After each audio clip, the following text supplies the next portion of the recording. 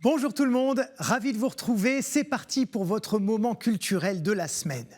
Aujourd'hui, je voudrais vous raconter l'histoire d'un duel au sommet.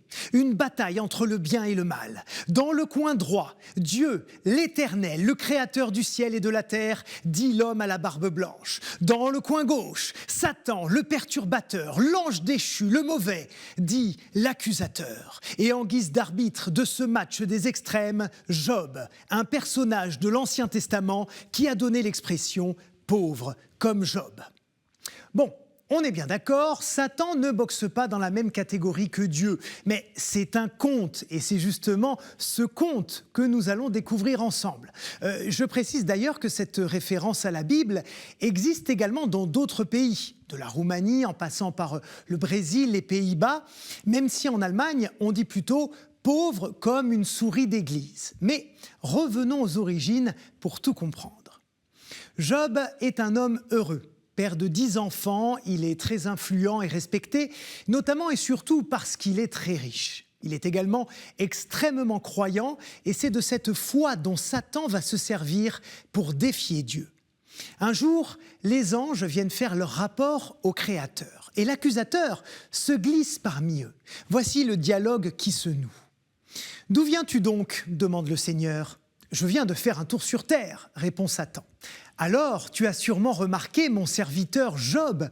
Il n'a pas son pareil sur terre. C'est un homme irréprochable et droit. Il m'est fidèle et se tient à l'écart du mal, se satisfait Dieu. » Le diable lui assène alors. « Si Job t'est fidèle, est-ce gratuitement ? Ne le protèges-tu pas de tous côtés comme par une clôture, lui, sa famille et ses biens ?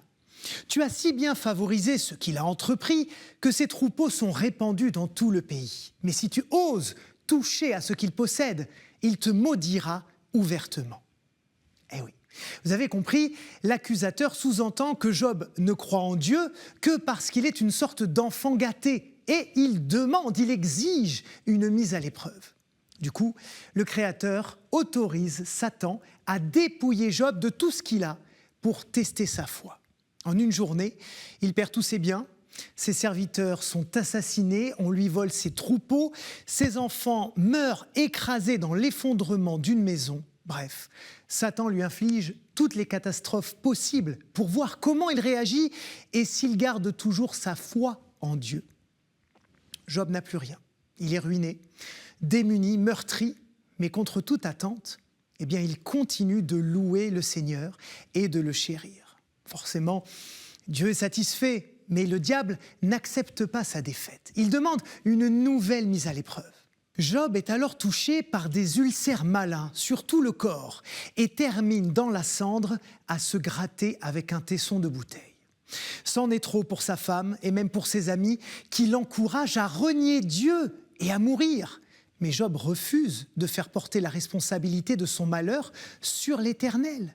Il répond « Si nous acceptons de Dieu le bonheur, pourquoi refuserions-nous de lui le malheur ?» Et là, Satan ne peut plus rien faire. Il voit bien que la foi de Job est vraiment inébranlable. Dieu a vaincu. Et pour récompenser le brave homme de sa fidélité, il lui rend tout au double de ce qu'il avait perdu. Et Job vit heureux jusqu'à 140 ans. L'expression qu'on connaît tous est apparue au XIVe siècle et on peut la lire de différentes manières. Elle désigne d'abord le fait d'être pauvre, au sens matériel du terme, comme Job, quand il a tout perdu. Mais on peut aussi élargir un peu la notion de pauvreté à toutes les calamités, y compris la maladie, la perte des êtres chers, tout ça. En fait, la pauvreté de Job, c'est plutôt la souffrance qu'il endure. Du coup, il devient aussi le modèle de toutes les victimes innocentes. Et la morale de cette histoire pour les chrétiens, c'est que Dieu ne s'impose pas. C'est à chacun de choisir la confiance et la vie. Et voilà, je vous remercie de nous avoir suivis. Je vous dis à très bientôt pour de nouvelles aventures. Belle semaine. Ciao.